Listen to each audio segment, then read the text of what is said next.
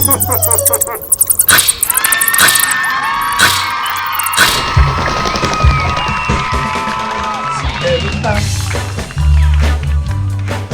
monstre machin, c'était le machin. Oh mon Dieu Seigneur, les petits amis, vous êtes déjà là? Ah oui, moi avant qu'on attrapé, j'étais en train de jouer du bébé Lala, jouer une chanson d'Halloween par-dessus le marché. Nous aurons une émission très nostalgique encore une fois. Hein? Je sais pas si vous avez remarqué mon terrifiant costume de vampire. Oh, bisous! Oh mon Dieu Seigneur! Ah, c'est Marionnette déguisée en sorcière, je l'avais même pas reconnue! Bon, qu'est-ce qui se passe encore, là? Qu'est-ce qu'il y a, là? Tout le monde va avoir son heure de gloire ici, alors. Ah, salut, mon Trilo! Allô, Michel? Comment ça va? Ça va bien, merci! Ok, ben là, ah ouais, mon Trilo, là. Annonce ce qui va s'en venir, là. Mesdames, mesdemoiselles, messieurs, place au spectacle!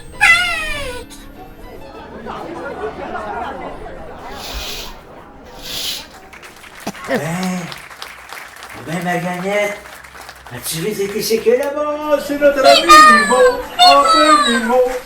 Veux-tu bien me dire comment ça va la santé, toi? Ouais, t'es-tu toujours... Ça a pris! Ça fait pas!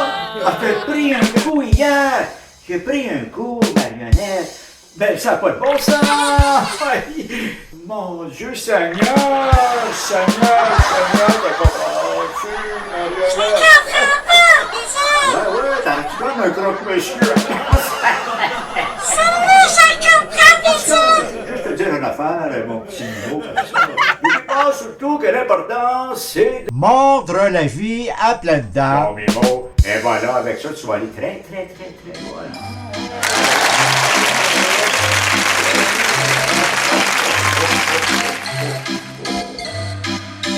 Hey, écoute, Marionnette, hein, fait que t'avais-tu remarqué que c'était toute une série de jeux de mots? Oui, Monsieur! Moi, je suis même pas sûr que je me souviens de tout ce que j'ai dit, tellement qu'il y en avait. Est-ce que je vais aller voir maintenant? Le bricolage! Oh, t'avais deviné, toi!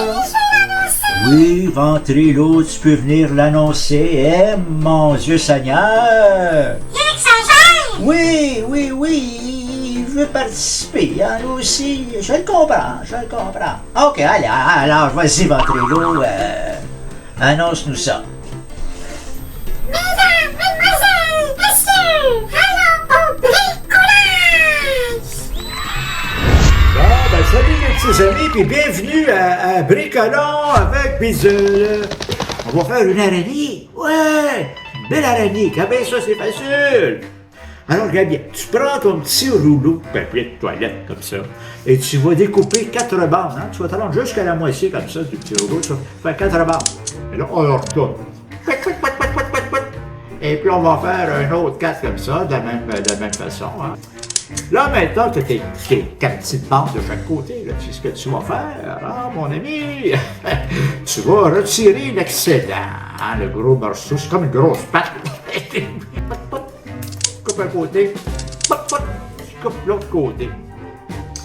Alors, ici, comme tu vois, hein, c'était mon petit coffre à crayon. Ici, j'ai des belles couleurs. J'ai un beau rose, j'ai du noir et j'ai du orange. Hein. Tu te souviens-tu que l'orange, je l'ai pris l'année passée pour faire le nez du Père Noël? Hein? T'en souviens-tu? Alors, moi, ce que je vais faire, là, je vais prendre le crayon noir comme ça.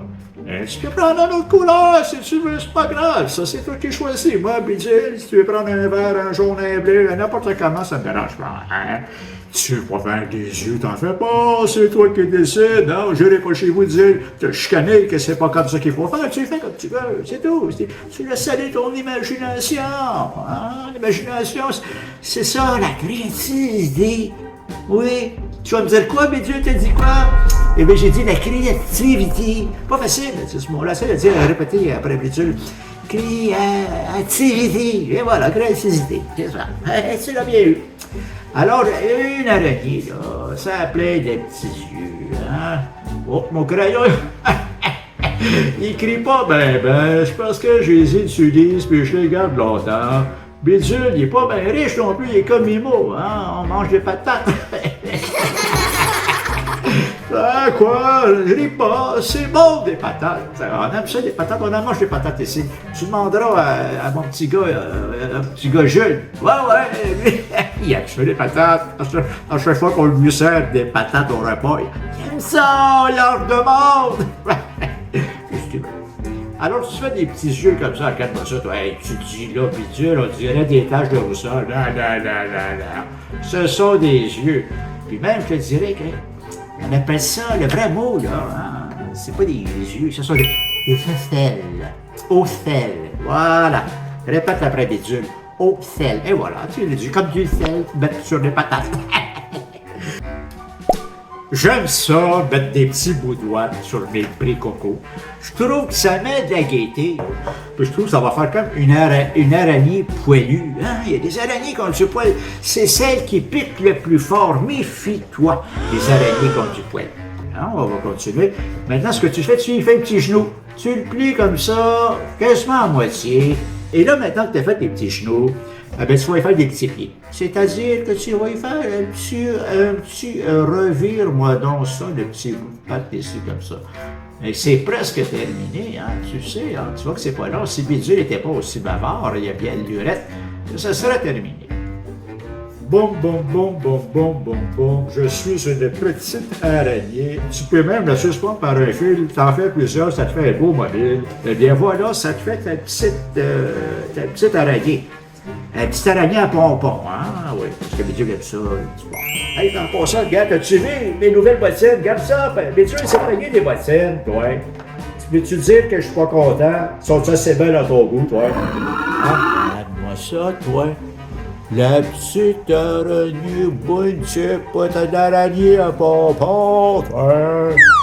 Oups! Ça met mon chapeau! Oui, ça fait des belles décorations pour l'Halloween. Hein? Tu mets ça dans ta maison, puis ça met de la gaieté. Oui. Ventrello, il n'est pas là, on va en profiter pour annoncer le prochain segment. Ça va être quoi, Bidule? Chut! On ne dérangera pas, parce qu'il va venir nous déranger. Il va y avoir une recette avec Bidule, cuisine avec Bidule. Ça te tente-tu?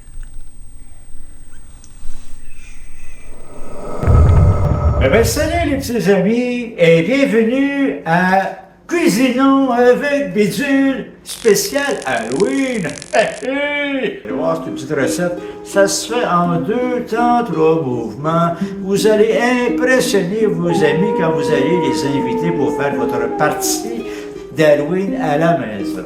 Vous avez besoin de 4 saucisses à hot dog. Et puis, tu as besoin de la sauce tomate, ce qu'on appelle le ketchup. Alors là, ce que tu fais, tu peux même mesurer. D'habitude, il y a des petits doigts d'objet. Hein, fait que tu prends comme ça, puis tu mesures environ le format de tes doigts, et puis tu coupes l'excédent. Et ça, une fois que c'est fait, hein, regarde là, puis tu prends un couteau plastique comme ça. Et puis, il va faire des petites incisions comme ça. Tu vas faire des petites lignes comme ça. Des petites lignes, 2 petites lignes. Comme ça. Puis tu peux en faire un autre petit tour ici. Regarde tes doigts, tu vas bien voir qu'il y en a au moins 2 fois. Et tu répètes l'exercice sur chacun des petits saucissons. Regarde-moi ça, toi. Alors, une fois que ça c'est fait, mon ami, là, tu vas le prendre et tu vas le mettre dans le four micro-ondes. Je te dirais pour un 30 secondes, hein, minimus, maximus, pour s'assurer qu'il soit bien fait. T'as entendu les 3 petites cloches? Hein? Eh bien, c'est signal que c'est prêt. Alors, tu prends ton ketchup comme ça, hein, et puis tu vas, push. Regarde-moi ça, toi, de beau sang, toi. Regarde-moi ça, toi, regarde. Hey, là, tu dis, non. Bidule, c'est pas vrai, tu nous as pas fait ça cette année. Eh bien oui, je vous ai fait ça cette année? Eh bien, je crois que je suis gourmand et je vais prendre un majeur, c'est parce que c'est le doigt qui est le plus long, comprends-tu? Alors, il y a plus de viande auprès de cette portion. Encore une recette à ne pas oublier et à mettre dans le fichier. Alors, les petits amis, on se revoit tantôt. Ah, c'est comme me dire une chose, hein, c'était pas mal bon ces petits saucissons-là, puis c'est facile à faire, à part de ça, c'est pas compliqué, hein. Là, tu sais quoi, c'est que ça va être bientôt la grande soirée de l'Halloween. Ça se fait pas n'importe comment, hein? Il y a des conseils de sécurité à suivre, et on va aller voir immédiatement le Père Noël qui va nous dire quoi faire pour faire l'Halloween, passer l'Halloween tout en sécurité. Moi, je ta marnotte. Je te dis, ces cheveux-là, j'ai de la misère avec. Et ça arrête de pousser. Bon. Oh mon Dieu, mes petits amis! Là, je vous vois mieux comme ça. Hey, écoutez-moi bien, là. C'est l'Halloween, là, dans pas grand temps. C'est important, il y a des règles de sécurité bien importantes à respecter. Hein? C'est important de bien s'éclairer. De prendre une lampe de poche ou des vêtements bien moyens le soir. Comme ça, il n'y a pas de risque d'accident que tu te fasses frapper par une voiture. Quand tu vas arriver à la maison avec tes bonbons, hein, eh bien, faut que tu les montres à tes parents qui vont vraiment les regarder, les examiner, s'assurer que ce sont des bonbons de qualité. Hein. Alors maintenant, si tu suis ces règles-là, tout va bien se passer. Hein, comprends-tu? Nous autres, on va se revoir, là. Faut que j'aille avec la mère Noël, préparer avec nos petits amis les lutins, tous les présents pour les enfants sages. Les enfants sages uniquement. Je voulais prendre un balai, mais la mère Noël en avait besoin. Fait que j'ai pris une vieille mop. Hein? C'est une vieille mop. Mais ça marche quand même, j'aime bien ça. OK? Attention. Oh!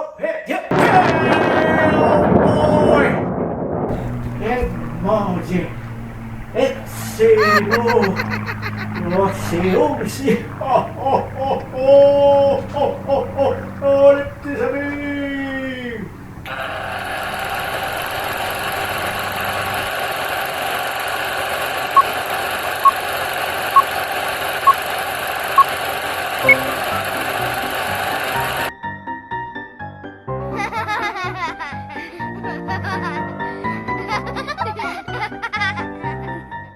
Maintenant, hein? Regarde qui est avec nous. Hein, c'est Pantintin. Salut, moi, Pantintin. Comment ça va? Bonjour, Bidule. Ouais. Semble que t'arrives tard. J'étais en spectacle. Oh, t'avais un spectacle de danse. Eh, bon Dieu, ça rien, t'es occupé, hein? T'es quand même une célébrité dans ton genre. Et bienvenue à mon émission, hein? Peut-être qu'un jour tu m'inviteras à la sienne, hein? Qui sait? T'as-tu une émission, toi, pour commencer? Hein? Non. Bon, ben, moi, j'en ai une. On va aller à la blague à Bidule, hein? Puis après ça, là, hein? On va terminer avec un conte. Un conte dans l'esprit de l'Halloween, vous allez voir.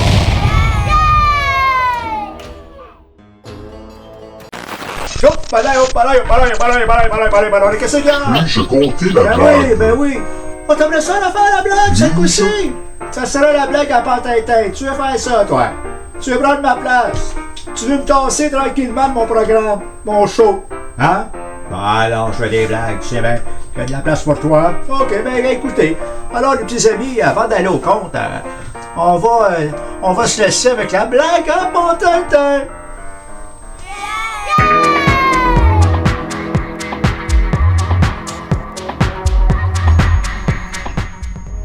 Connaissez-vous la danse préférée des sorcières? Eh bien, il s'agit du ballet jazz.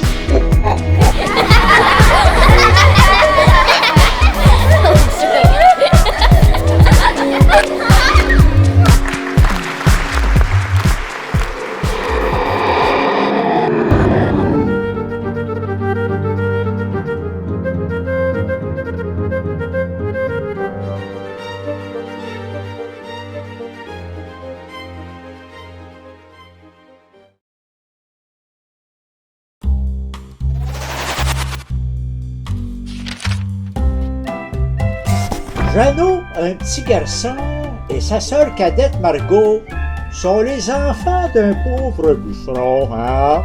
Craignant la famine, l'épouse du bûcheron, la belle-mère des enfants, le convainc de les perdre dans la forêt. Écoute-moi bien, toi. Ah ben, tu vas aller faire ça dans le bois, ces deux enfants-là, pis pas plus tard que demain. Jeannot et Margot entendent son plan. Ben le jour, la femme réveilla les deux enfants. Debout, paresseux, nous allons dans la forêt pour y chercher du bois. Elle leur donna un morceau de pain à chacun et dit, « Voici pour le repas du midi. Ne mangez pas tout avant, car vous n'aurez rien d'autre. » Sur le sentier de la forêt, Jeannot sema des petits morceaux de pain afin de retrouver le chemin du retour. Une fois abandonné en pleine forêt, il réalise que le pain a été mangé par les oiseaux. En errant dans la forêt, Jeannot et Margot trouvent une maison faite de sucreries qu'ils commencent à manger. Grignotis, grignotons, qui grignote ma maison? Tout à coup, la porte s'ouvre et une vieille sortit de la maison. Entrez, venez chez moi. Il ne vous sera fait aucun mal. Mais la gentillesse de la jeune femme n'était qu'apparente. En réalité, c'était une méchante sorcière qui n'avait construit la maison de pain d'épices que pour attirer les enfants. Quand elle en prenait un, elle le tuait, le faisait cuire et le mangeait. Pour elle, c'était alors jour de fête. Elle attrapa Jeannot et le mit dans une cage. La sorcière s'approcha ensuite de Margot. Va chercher de l'eau et prépare quelque chose de bon à manger pour ton frère. Il faut qu'il engraisse. Quand il sera point, et je le mangerai. Tous les matins, la vieille alla voir Jeannot. Jeannot, dans tes doigts, que je vois si tu es déjà assez grand.